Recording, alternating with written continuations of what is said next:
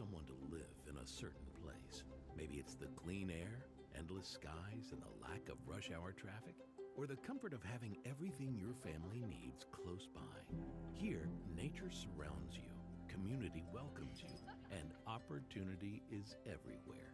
Whether you're building a career or making memories, it's a place where life feels just right. Bismarck Mandan. Make your mark in a community you'll never forget.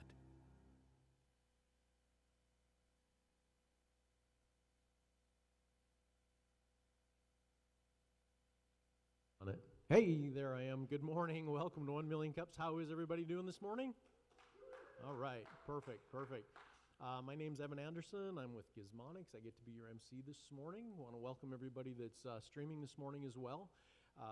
We do stream this on YouTube for folks that aren't able to join us in the theater. First question, anybody new here today? Anybody that has never been to a 1 Million Cups? Okay, I see a couple. Good, welcome. Glad to have you here. Hopefully this will be a new habit for you. It kind of is habit forming. I think a lot of people here would agree with me.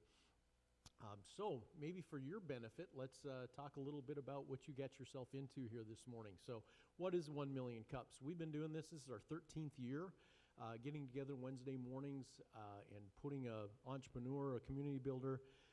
There are so many cool things going on in this community, and we like to highlight those things, bring those people on stage, let them tell their stories, let them share their ups, their downs, their highs, their lows, their sidewayses, and then we get to interact with them at the end and ask some questions, maybe share some contacts, see what we can do to kind of lift them up and lift us all up together.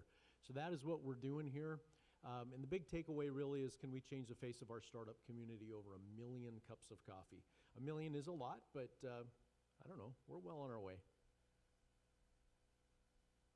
Okay, we have got a lot of companies that have helped us, companies and individuals that have helped us make this happen year after year after year. These are some of our Venti sponsors, which is kind of a large tier sponsorship. And these are the Grande sponsors, which is the next level. These are our tall sponsors, which is the next level. And that's some cash that helps us keep the theater rented, keeps the coffee flowing, those sorts of things. We do some events that also are covered by that. And then we have a lot of in-kind sponsors too. These are companies that allow their folks to spend the time working to put this together. We're putting together an event every single Wednesday. So as you can imagine, it's always Wednesday for us. It's just like, wow, it's Wednesday again already? How did that happen? But anyway, it takes a lot of people to do that. And these companies have kind of allowed their folks to help us make it happen. So we want to thank all of them. If you see those companies, thank them. Let them know that it's work worth doing. As I mentioned, we are going to have a Q&A when these two are done speaking. And so be thinking about the questions that you've got for them. I know I've got a few already. Ross is going to be running the microphone around, so be thinking about those questions. And when we get to Q&A, put your hand up. Ross will bring you the mic, and we can get those asked. All right, community announcements. I think we start, National Day. And we actually have Marlo here today. Welcome, Marlo.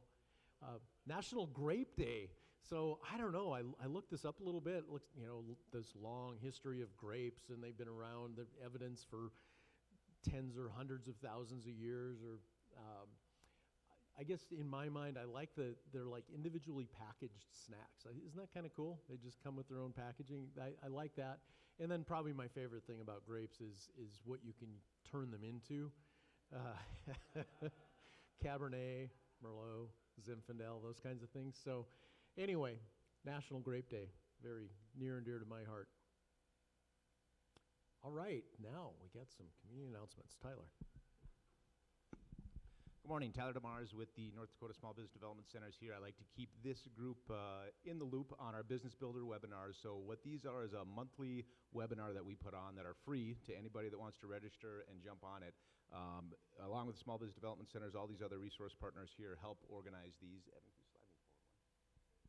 So our schedule coming up here, you'll see May 12th is already passed.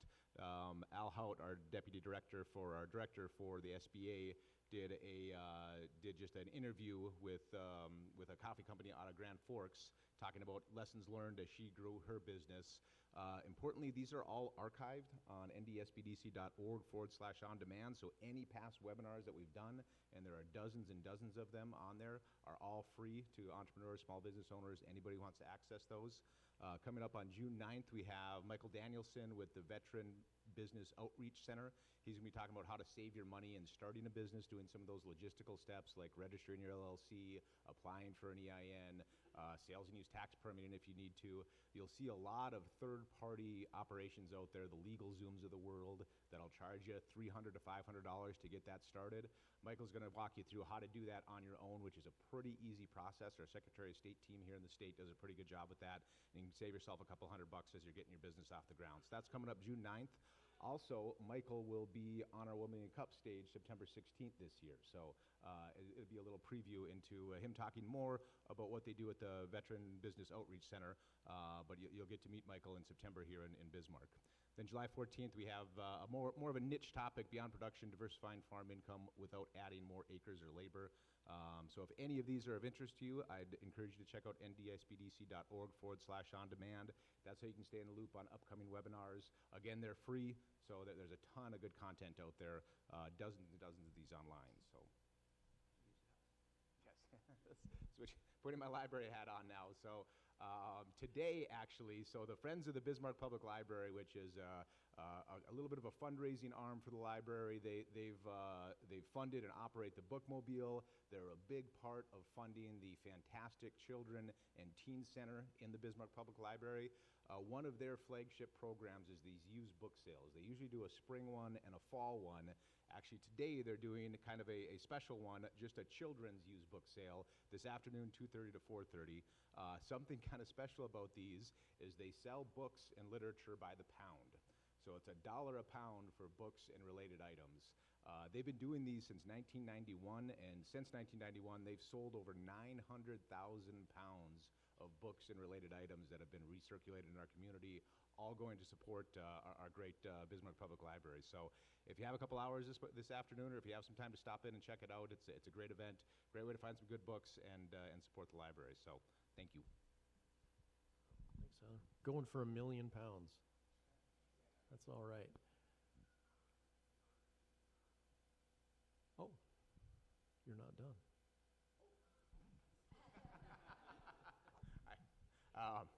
I didn't prep for this one, so I'm finding about this one as you are, but Wednesday, June 3rd, 6:30 to 8 p.m., Skywarn Severe Weather and Safety Training. So this is an outfit that's doing some safety training at the library. This is a free program, I'd imagine, but if you are in the emergency responder space or just interested in learning more about this, a free training program that the library is putting on Wednesday, June 3rd. So check that out as well if you'd like.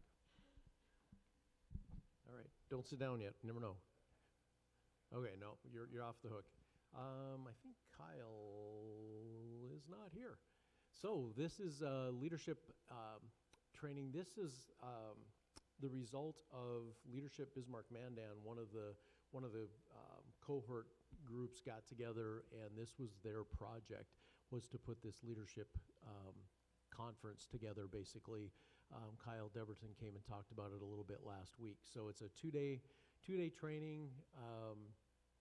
Vern Dosh you can see there, and some other speakers, Pat Bertinoli, some kind of big horsepower leadership speakers. That is June 22nd and 23rd, Butler Hall at Gary Theraldson School of Business at UMary. Looks like general admission, $129. This would be great, I think, for any leaders out there that would be could learn a lot from these folks, I think. And so got a QR code. Okay. Anybody else have anything? No? All right. Well, let's get on with the show then. So we've got Stacy and Michael here today. Stacy, I've known you for, gosh, how long has URL been around? 17 years. So probably would have been at, yeah, you guys were just starting it, and yeah. So And she's done a lot of stuff in those 17 years that I've been paying attention. So we're going to hear specifically about Thomas Moriarty's today, but and then Michael also is joining us. So let's give these two a round of applause and hear their story.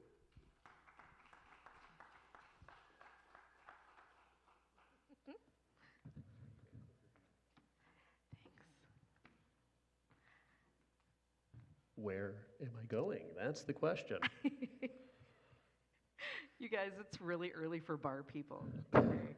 Just saying that. Like, I'm a day walker. We call them day walkers and night walkers. I'm a day walker because of the radio station. And you're up relatively early, not 7 a.m. early. You got to bed at 4? Yeah. Yeah, something like that. So that's good. So this is going to be good. Okay. So today we're just going to talk about our mission, value proposition, a little bit about us, our origin. You're going to I love puns and dad jokes, so you're going to see there's probably a lot of puns in here. Our origin story, our highlights, which is the high ABV, and our challenges, which is the low ABV, and then what we see for the future.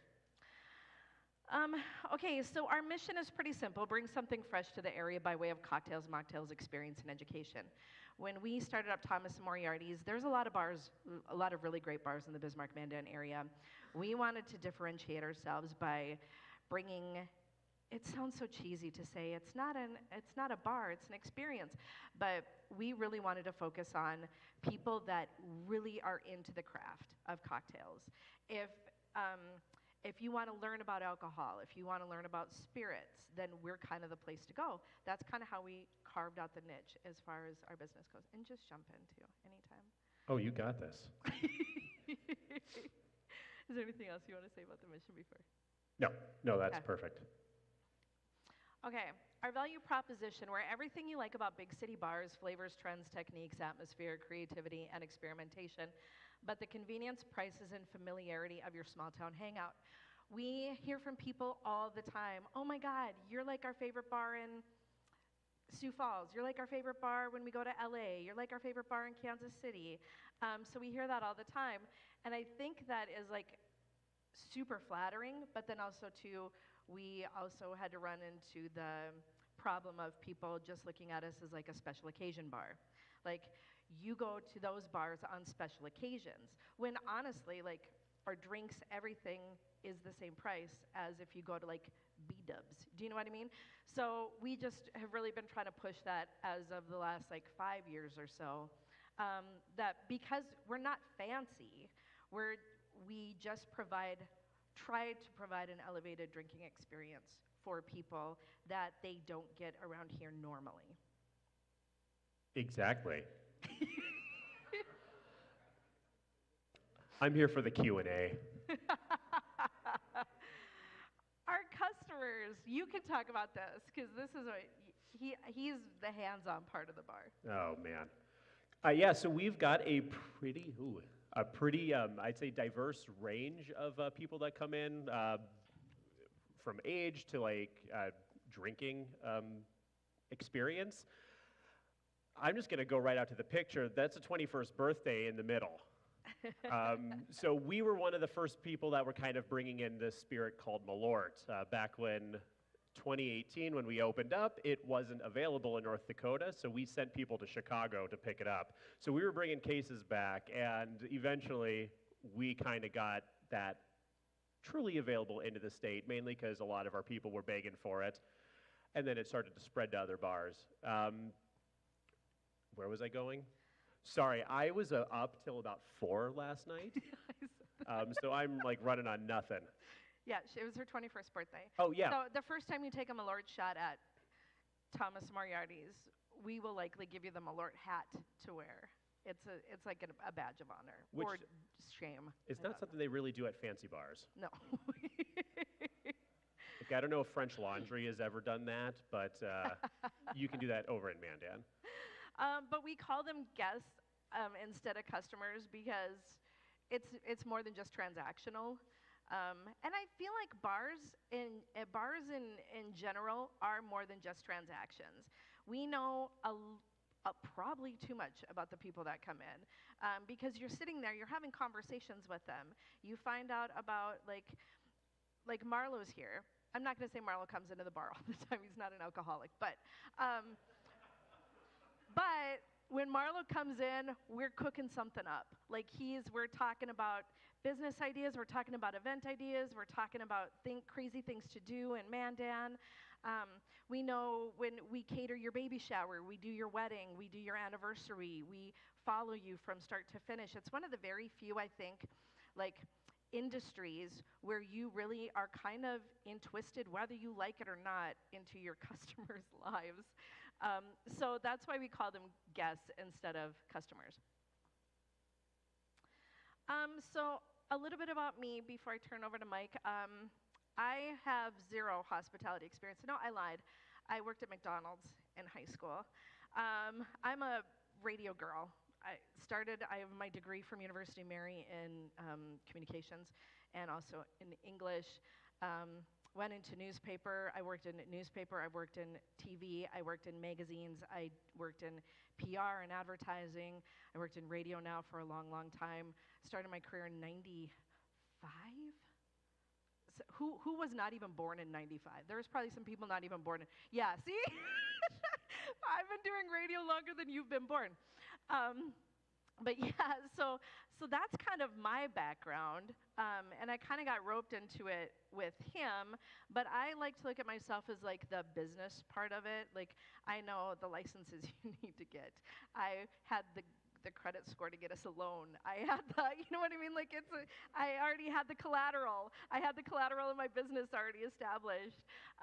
So I'm kind of like the business end of it, and then he's more of the creative part of it. Yeah, so my story is a little weird. I had no intention of getting into this industry. I had no intention of staying in the area, actually. I had just moved back from Germany after 7 years, and I was going to college, like most bartenders were. I wanted to be a history teacher. I ended up having the opportunity to work for a couple, if anybody follows the bar world, a couple legends. Tobin Ellis, who was a 7-time World Bar Flair champion. He revamped TGI Fridays Flair program way back in the day. He was on Beat Bobby Flay. He was a consultant on Bar Rescue. And then Kate Gerwin, if anybody remembers, in 2016, I think, she was the first American, the first woman to win a World Bar title. And she's been on, once again, Bar Rescue, and then she was also on that show Drink Master. So I worked for her for 5 years here in Bismarck. And then Stacy approached me asking if I wanted to, what was it? Margarita cart or truck. We were going to do a bar truck. My friend was selling a margarita cart or a margarita truck in Minnesota. And that's how Thomas Moriarty's kind of came about. We wanted to kind of take some of that stuff that I had learned and then apply it over across the river over in Mandan. Yeah, we were going to travel. Well, you mainly were going to travel around in the margarita, and we were going to, cold months, go to the warmer states, sell margaritas, post up, and then you realized, according to alcohol licenses and laws, you can't do it. Yeah. So we opened up a bar. That was not even on our radar. We still never bought the margarita truck, but yeah. So we just talked about, Whoops. Yeah, there we go. We just talked about kind of how we got started. But a lot of people asked us when we got started, like, why Mandan? Like, why? Yeah, exactly. Right? Exactly. That's what we said. We saw there was a niche. And as a marketing person, that's like kind of what I do. That's why I started at the internet radio station. I saw that I didn't look at what's going on today. I looked at what's going to be going on in several months, in several years, what the trends are. And so I saw that Mandan was really starting to cater to and bring in and aggressively try to recruit young businesses there. And for the yes, it was closer to Marlo. And actually, Marlo was one of my first clients at the radio station. He was like, when I started this internet radio station thing, it was like, everyone was like, what in the hell is that? Are you insane? You're going to leave traditional radio? I'm like, traditional radio is going to things are going to be upended, and I want to start up something new. And Marlo's like, yes, let's do it. Like, let's take my money. Let's do some advertising. Let's do some stuff. But we were looking, and Mandan was really going through a resurgence of like trying to get young, cool, exciting businesses. And they were so great to work with. They helped us find a space. They helped us file all the paperwork.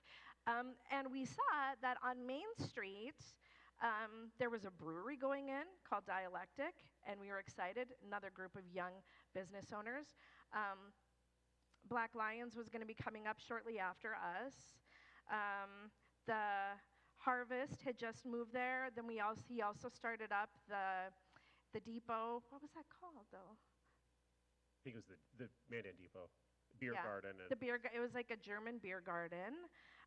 So we saw that there was going to be a lot of new, exciting businesses, and a lot of people think that that's competition. That's the exact opposite. If you can actually work with and get like businesses, that it's more incentive for customers to come in from Bismarck. And actually, for the first 2 or 3 years that we were around, I'd say we survived on mostly Bismarck people. Bismarck people actually made the trek over across the river to Mandan. Mandan took a little bit longer to warm up to us. They had to make sure we were okay. But Bismarck people made the trek because there was more and more stuff coming. So that's why we set up in Mandan, is because it was just so much friendlier to work with businesses and administration over in Mandan. Do you want to add anything to that? No, Okay. nothing further. Okay, some highlights. We were named top 10 bars in America by Kate Irwin in USA Today. We were shocked when that came out. We'd only really been open for A little over a year. Yeah. And so when we were mentioned with like Kansas City bars, New York, New Orleans, and Mandan. Like one of these things is not like the other one. We were also featured in Food Network magazine. I thought it was a joke when they called and are like, hey, we want to feature we've heard all about you guys. We want to feature one of your drinks in our Food Network magazine. And then actually, there was a celebrity that wanted to buy the recipe to that drink, too, as well. He wanted to pay us. He never did, though. He never paid us. No. But yeah, there was like a very well-known rock singer that offered to buy that recipe. That first year was like wild. Named Best Bar in North Dakota by MSN. Michael Kashey was named Best Bartender by the Bismarck Tribune. That's best of the best. That doesn't count. It does, because we didn't pay for it at all, so that's pretty exciting. Bar takeover, we did a bar takeover in London, England, and we were selected by Miracle Christmas Bar to host a Christmas bar. And they're pretty selective with who they choose. You have to meet a certain criteria to be able to pull off their menu because it is wild. It's absolutely crazy, the Miracle menu. So that's kind of some highlights. Is there anything else you want to add? Did I forget anything? No, I think those are the big ones. Okay. Now, here's a lot of the challenges that we face. Location. People still are like, I don't want to go to Mandan. It's 8 minutes. It's 8 minutes away from my house in downtown Bismarck, all the way over to Mandan. It's 8 minutes. It takes me less time to get from Bismarck to Mandan and back than it does for me to get from North Bismarck to South Bismarck. But it seems like a whole other country over there. So that was one thing that we really had to overcome, is just educating people. And it did, like I said, it did help when we got more bars and restaurants, because then people could spend the night down there and do the Mandan crawl, eat, and walk around. Economy, buyer, and supplier. I guess you want me to talk about that one? Yeah, I think. So the economy, during COVID, was tough. That was a tough time. Getting supplies during COVID, not great either. And now we're kind of going through the same challenges. I don't know if you guys have noticed, but lots of bars and restaurants are going up for sale or closing. It's not a great time in the economy for bars and restaurants. We're paying, Like, you want to talk about how tariffs impact stuff? Import meat as your main, import meats and cheeses as your main focus of your bar. It's ridiculous. Our prices have gone up probably 30 to 40%.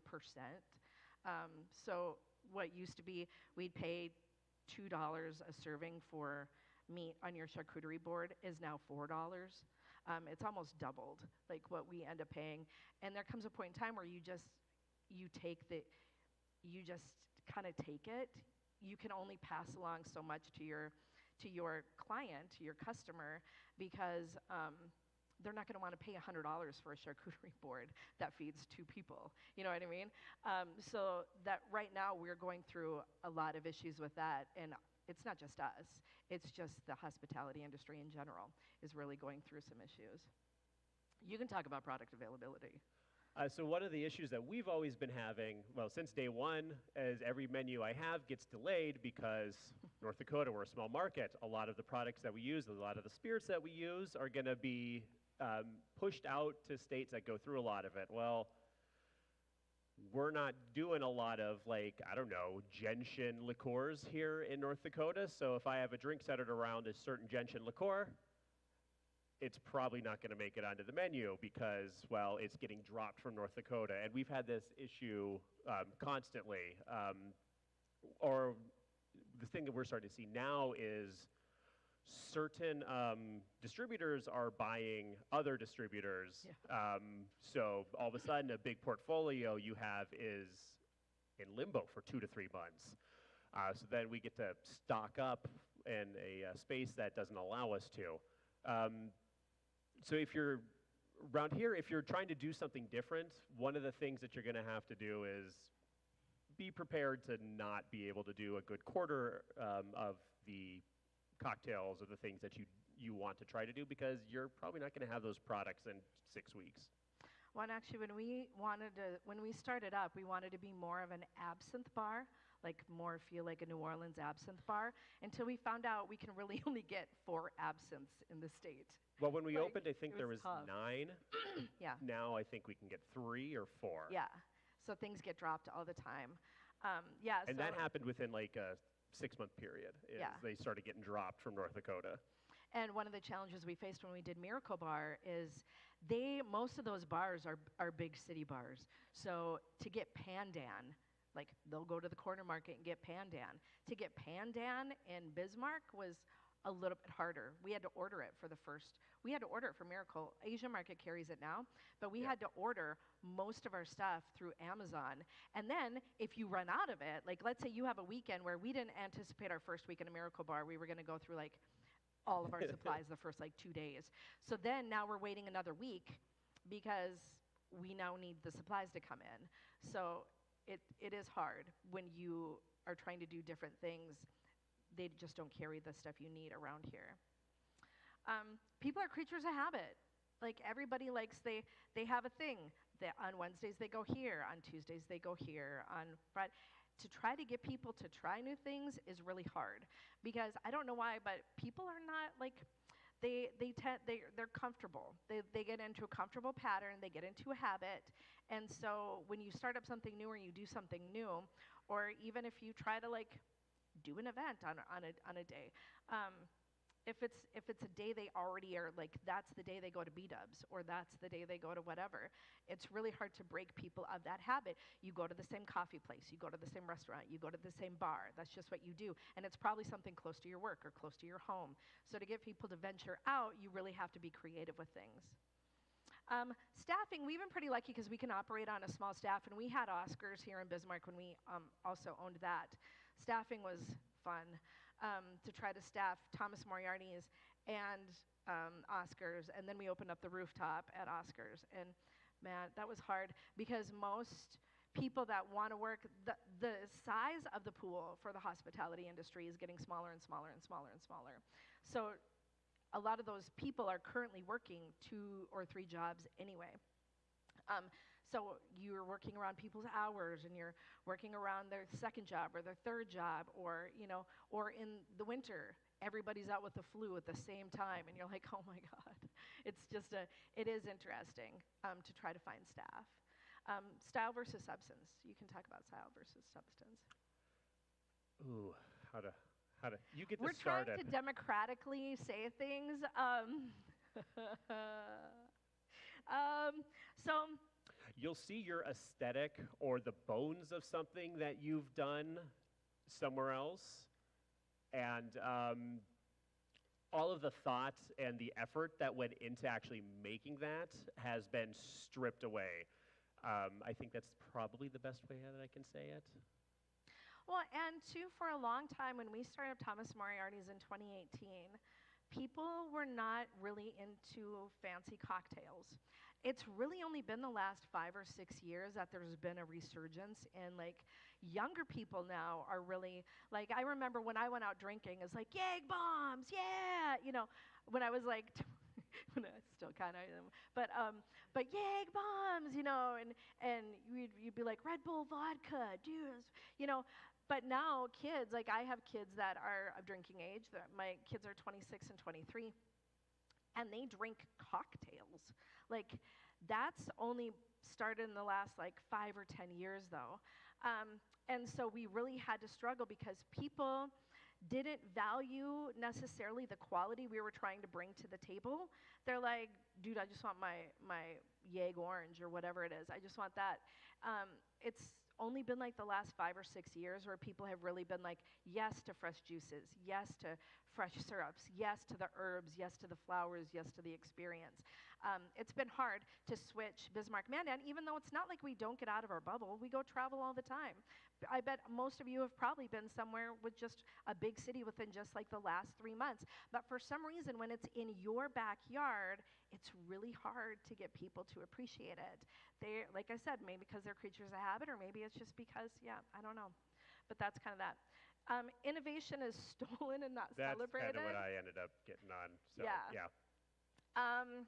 When you do new stuff, and I experienced this in radio too, when I was the only person that was doing social media marketing for a long time. Everyone thought I was crazy when I brought it to the table. And then now everybody's doing social media marketing. That's just what you do now as a business. But when I was first pitching it to businesses, it was crazy. But now everybody offers it. The TV, the radio, the newspapers, the magazines, your 12-year-old, like everybody's a social media marketer now. We experienced the same thing in the cocktail world. Mocktails. We'd been doing mocktails since day one. 2018 is when we started mocktails. And I think in the last year, they've been starting to pick up. And people are like, you guys should do mocktails. Like, we have had at least 8 on every single menu. It's almost a 1-to-1. Yeah, since 2018. And then we try to bring something new to the area, and we work so hard to push it, like charcuterie. Do you know how hard it was to get people to eat charcuterie? And now it's commonplace. In fact, you can't go a block and not get a charcuterie board from a business. But it was really hard at first. People were like, especially in Mandan, that's not a meal. Do you guys have burgers? People would ask us all the time, do you guys have some burgers? You guys got pizza? Do you got a bar pizza? We're like, no, this is what we're doing. Like, it was the struggle of trying to get people to sit down and share an experience, share a charcuterie board, because he came from Germany where, like, that's very commonplace. In Europe, you sit and you eat charcuterie. But at the time, in 2018, people were like, oh, the struggle was real. The marketing that I had to do just to try to get people to eat a sopressata, Jesus, it was horrible. And now everybody does. Now everybody's doing charcuterie. Competition versus community. Do you want to talk about that? So I've worked in both downtown Bismarck and Mandan twice now. And they're very different marketplaces, I guess. Mandan at the beginning was, I don't want to say standoffish, but it was a tough cookie kind of to crack. However, there is a super strong community within the Mandan bars. The business owners, with the business owners. They don't view each other as competition. What's good for one bar is good for another bar. Bismarck is a little bit tougher, especially, I think, because a lot of them, downtown Mandan, it's owner-operators, so it's people like us that are working these bars, so we grew up in that industry, we know what it's like, whereas it tended to be, people fronted money towards a bar over here. So Mandan, there's a lot more community with the individual owners, as opposed to, hey, people, you're busy, well, I need to take all those people and get them into my spot, and they're not going to go to you anymore. Yeah. I think it's the best way. Yeah, yeah. And like you said, in Mandan, it's a lot of couples.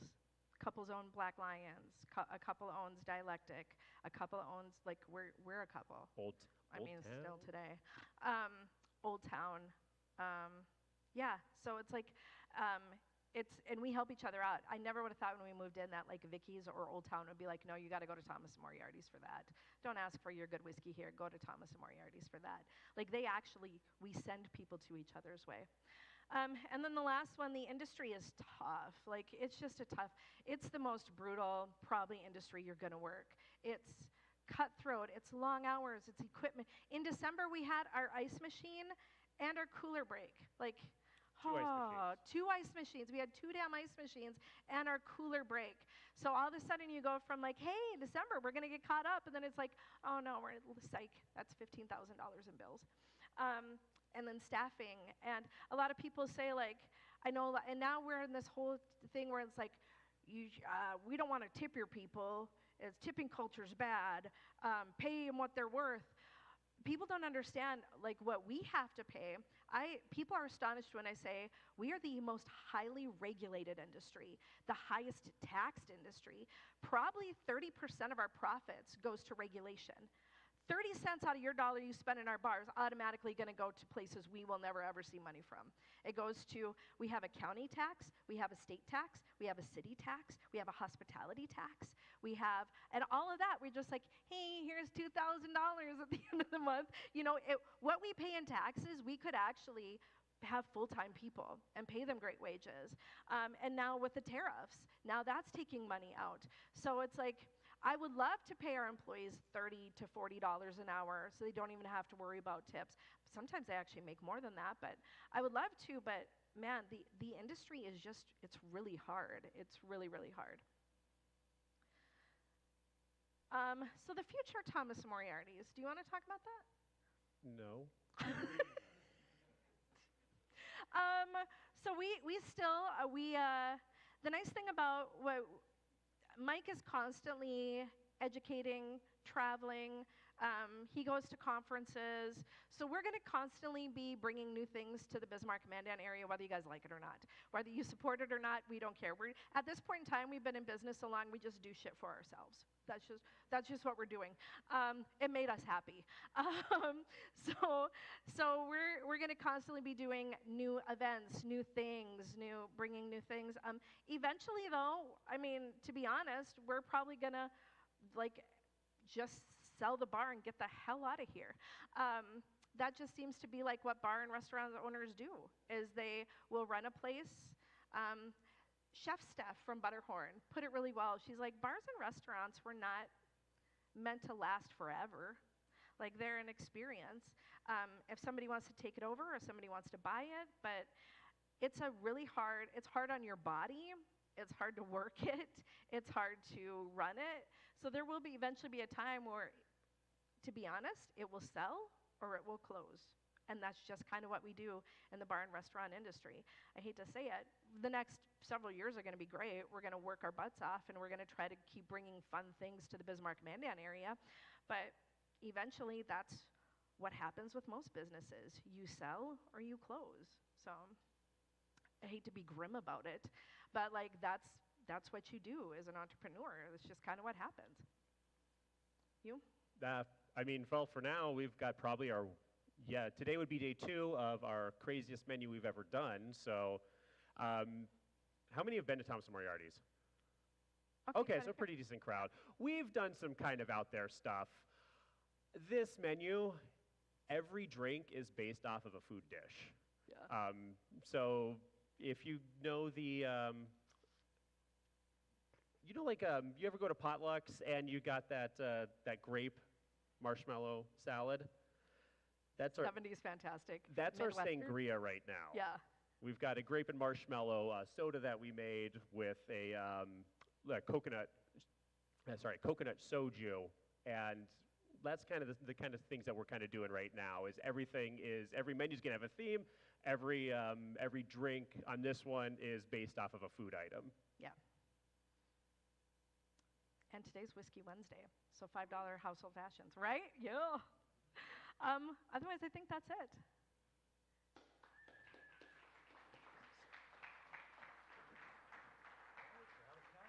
Okay. Hello. There I am. Oh, you're right. This Yeah, is we'll like never get out of this couch. Oh. This thing just sucks you in. It's great. Nice. All right. Oh, we got a question already. Let's have it. Hello. Can you hear me? Yeah. Okay. I love your slides. I love your energy. Okay, it's great. I've never been there. I might be the oldest person in the room here, and I've been in sales and marketing all my life. So just a couple comments and thoughts. First off, limited budget. So, I might be willing to come over there and try something. I've been to a couple bars in Mandan. I don't go out to the bars very often, but I'll tell you what, the callousness and the lack of personality, from the staff and to the customer is rampant, and consequently, there's a couple bars I've walked out of because you walk in, they're busy. I understand the staffing concerns and whatnot, but at least kind of greet you and say, hey, we'll be right with you. No, doesn't happen. I wait around, people leave. I left. I'm not really an innovator, but I love your innovation, and I'm willing to try something like that and just to see what it's like. But it's just kind of, and I know times are tough. You got $5, $6 gallon diesel fuel. People aren't traveling. I was to Medora this weekend. The place kind of is bare. Yeah. I'm surprised, people aren't going out there, and they're not going to spend their money, so it's going to get even tougher. This is COVID round 2, folks, and just to kind of comment and throw a couple things out there, and where, how you probably cater to the younger crowd more than my age group, but at the same time, how are you getting people in there? I'm kind of a word of mouth guy. I don't do any social media or anything like that, and there's a lot of us out there that have just had it with that whole concept. So that's my comment. Well, you're right. One of the things we train our staff to do is immediately, you'll notice if you walk into our bar, even if we're busy, we'll be like, hey, how are you guys tonight? Take a seat. You can sit anywhere you want. We'll be with you in just a second. We do try to acknowledge it. That's what we train our staff to do, because like Mike said, he was trained by some of the best in the hospitality industry. Like Kate was on Bar Rescue. She flipped bars. As you know a consultant. What I mean? She wasn't on Bar Rescue for failing Yeah, bars. she was a consultant, and she actually trained, and that's one of the first things. You put a napkin down, or you at least acknowledge people when they walk in, because we understand, man. We're like he said, there's a difference between owner-operators and just people that have thrown money at bars. We understand money's precious. Money's precious to us. We're broke as hell. We're in the same boat.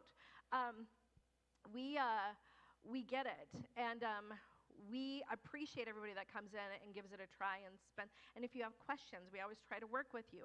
I'm not going to say we're perfect. In fact, I'm going to be honest, that's part of the reason why we did walk away from Oscars, is because if we can't be hands-on, if our staff couldn't do what they needed to do, then we needed to be there.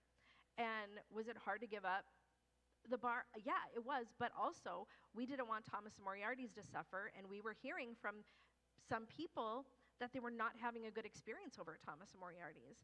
And we'd be over there, we weren't totally vacant. I was over there probably 3 or 4 times a week to check on things, to talk with staff, to bring supplies, to check things. And so it's not like we were vacant over there, but people don't run the bar. Your staff will never run the bar the way you do.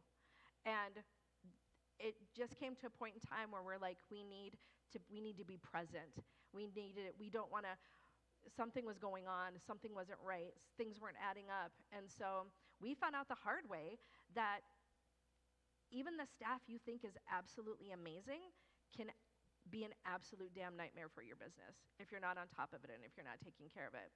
So that's one of the key decisions that went into stepping away from Oscars and then focusing on Thomas Moriarty's. That's the radio person. Is there anything you want to add to that? No, I think that's good. Okay. Keenan. Mic check. There we go. I just want to give you guys a shout out and a thank you for powering through all of the people asking for pizzas and burgers and everything else. I had charcuterie and had got really deep into cocktails way back in 15, 16, and was sad to see Kate leave, but was so excited what you guys were bringing. And I know my wife and I and my brother and I even were thrilled that you guys were doing charcuterie. So thanks for powering through that and pushing through to make it a staple for the community now, too. Is there anything you want to say on that? Like, Thanks for brand? sticking it out with us. Yeah, yeah, for real. It's tough. We said no matter what, we got to be true to our brand and the people that it needs to reach, it will reach, and we just can't compromise and and still to this day, would I like to have more volume? 100%. It's not that people haven't heard of us. We're just not everybody's cup of tea, and it's sad because it's one of those crazy things where if you had like 15 more people coming in a day, we could actually like do some crazy improvements to the bar. We could actually, so could we compromise and probably get 15 or 20 people in just to like appease them and make them happy so that we could make a better living and the bar could do better? Probably, but we refuse to, I guess, compromise on our standards, compromise on what we're doing. No. And you shouldn't. So we're just going to stay broke forever. It's okay. I remember my first Okay. my first trip in there. I think I was second in line at the bar. Yeah. Michael was making a drink for whoever was in front of me, and he was taking for freaking ever. I mean, he stirred this thing for 45 seconds, and my initial, just because I wasn't quite there yet, was like, wow, I'm kind of in line here. But then I had a paradigm shift. It's like, no, he's going to spend that much time with mine too, and it's going to be perfect. And it was. But I guess you have, okay. So my nerdy side wants to understand how your brain works a little bit on how you get to some of these crazy cocktails that you have on your menu, because some of them are, I look at them, I'm like, what? and then I taste them, and I'm like, oh yeah.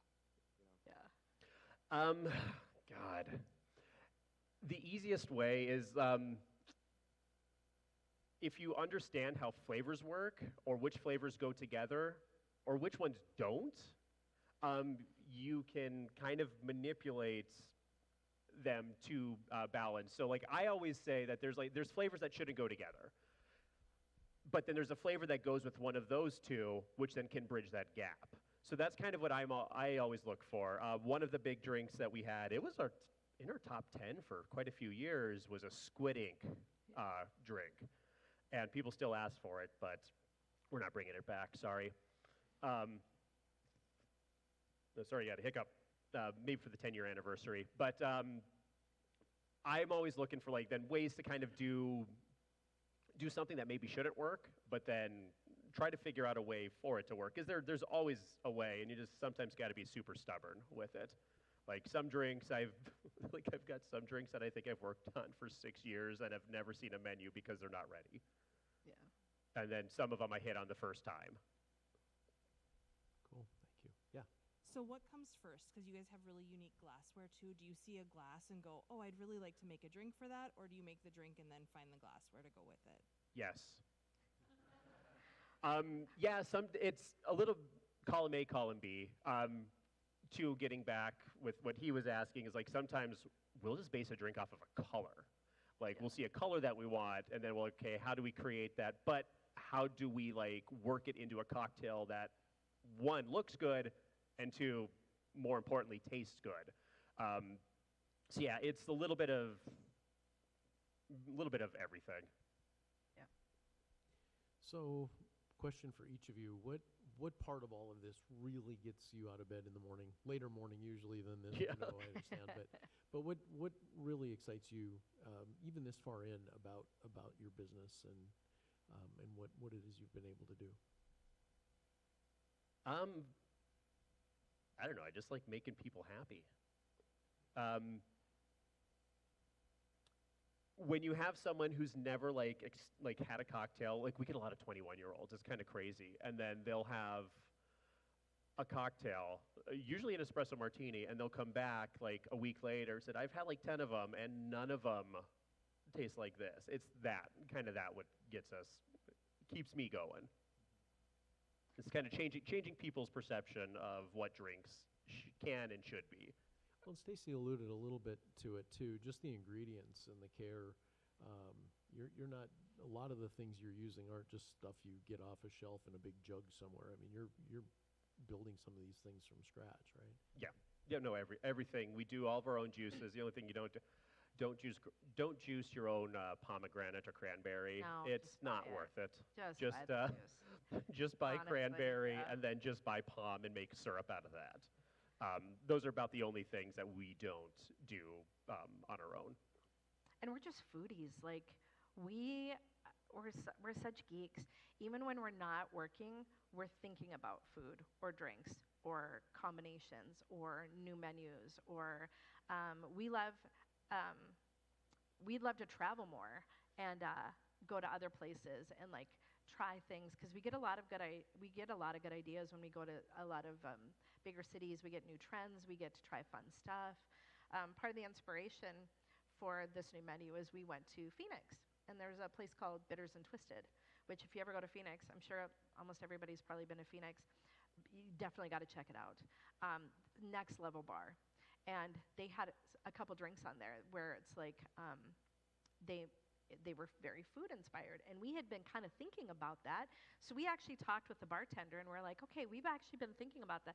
We've been thinking about how do we do a food as cocktails menu, and the industry, when you actually get into the industry, it's crazy.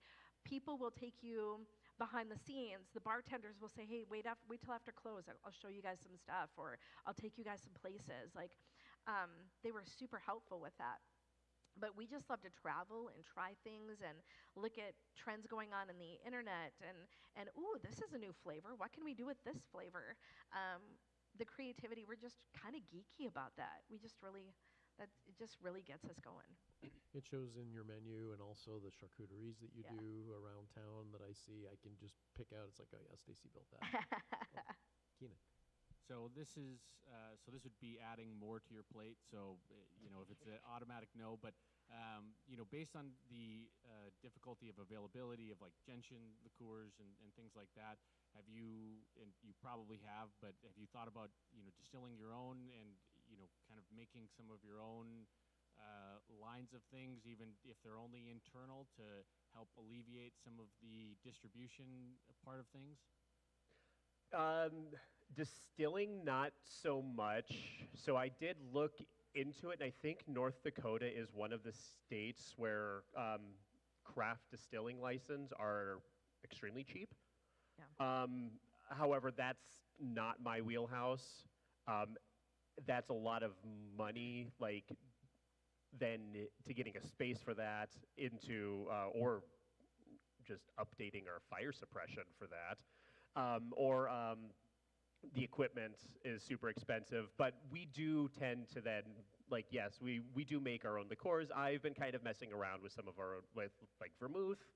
I'd like to make some Amaros too, those are kind of things that I could do, but it's, for us, it's we have very limited space, so. It's a space issue, 100% for us, with The glassware and everything. The amount of space I'd need to have like a good quality program like that is what we don't currently have. But like if we are the people though, like if we're not going to buy peanut butter whiskey, we will make peanut butter whiskey. We'll do a lot of the infusions ourselves. So we do doctor a lot of the spirits we use ourselves instead of buying them that way. If we want an orange, whatever it is, vodka, we'll do that. We're not going to like buy Screwball. We'll infuse peanut butter whiskey and make our own peanut butter whiskey. So we do try to do, it's the weirdest science lab. I go in the back sometimes and it's just jars of weird random stuff. And I'm like, what in the hell is this? And how long has this been? He's like, I don't know, I was gonna use it for a cocktail 4 months ago. I'm like, holy cow. But yeah, so we do try to do a lot of that. Try to make some of our own stuff. We actually Except bitters. bitters are so hard. Just buy Well, no, bitters. someone already does it and they do it better. Yeah, There's a bitters flavor for everything. Yeah.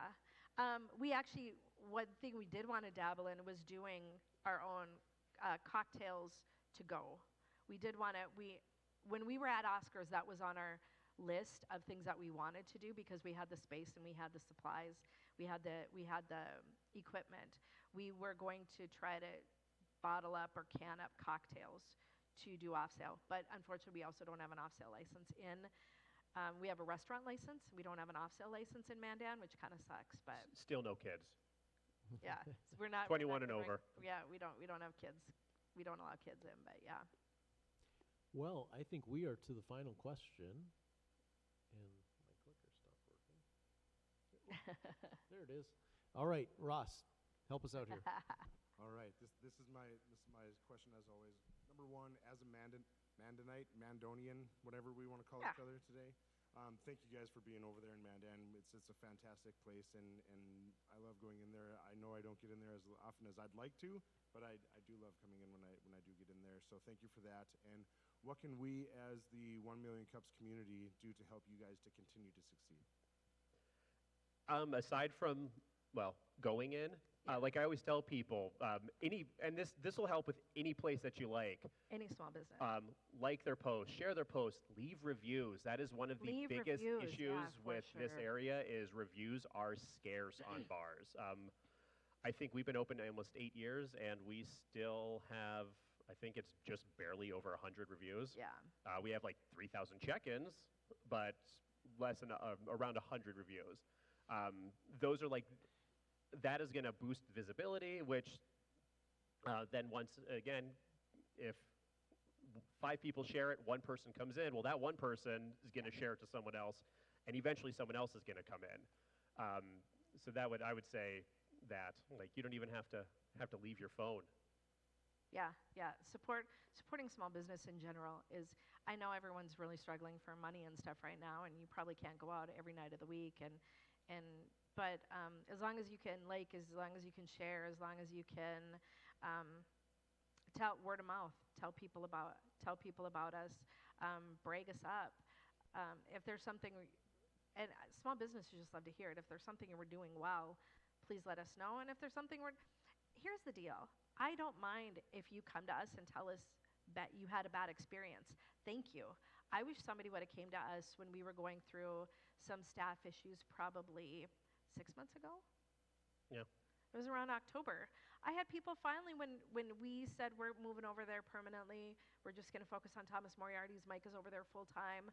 Then people were like, oh, thank God. Your whatever bartender was a nightmare. I hated him. We're like, why didn't you tell us?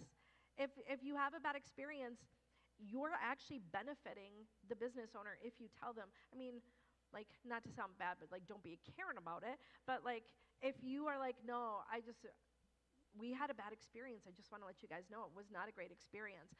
I'm not that parent that is like, not my kid. No, absolutely not. We want to fix it.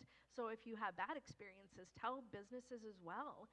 Like, that's important because they need a chance to fix things. We had some people that hadn't come in since October or November because they had had a bad experience. Like, ooh, we would have known it. We would have fixed it.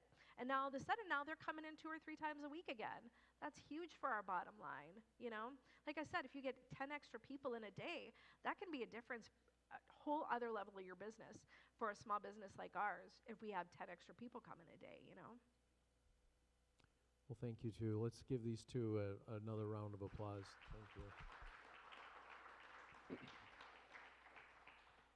John Bollinger with the Larks was on the stage last week, and he was talking about supporting the community and all of that. And he had, I thought, a neat piece of advice was just showing up, how important it is to just show up. And that could be as simple, he's like, you don't have to like join a committee or whatever. It's like, do that post, share that post, give that review. And I don't have to tell you guys, you showed up today, so thank you for that. And speaking of showing up, it's Whiskey Wednesday. Whiskey Wednesday. And we're going to do a little 1MC after hours tonight at 5. I will buy the first 20 old fashions, one each. We should probably do it one each. I don't want somebody to come and order 15 of them. Marlo. Yeah, Marlo's a rum guy. Yeah, so anyway, the first 20 old fashions are on me. So 5 o'clock, be there. A bunch of us organizers are going to be there. We'll kind of do a little 1MC after hours, kind of like we do our breakfast sometimes. There'll be an opportunity to visit, get to know these guys. If you haven't ever been there, you're going to love it. If you have, might be an opportunity to get over there again. I think we're always amazed, too, how quick it is to get over to Mandan. We suffer that same thing. It's like, oh, it's all the way over to Mandan. And then you get in the car and you're like, oh, we're in Mandan already. So anyway. There is a little construction right now, so we get backed up, but it's like 10 minutes. Do you know what I mean? Or here's a little tip for you. I'll give you I go through that second lane, and I go into Culver's, and then I just turn around and hit that light and go into Mandan. Now everybody's going to do I that. know. All of a sudden, now that second lane's going to be full. But yeah. So please join us. Bring friends, bring spouses, whatever you want to bring tonight. But let's get together and have a little party at Oh, and that $5 household fashions, that's every Wednesday. Yeah.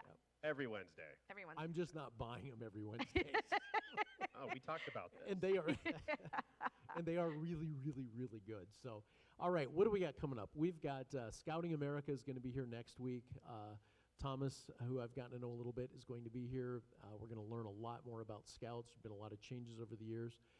Lemonade Day on June 10th. Great program the Chamber EDC sponsors. And then we've got Lifestyle Chiropractic on the 17th of June. So please mark your calendars. Be here for those.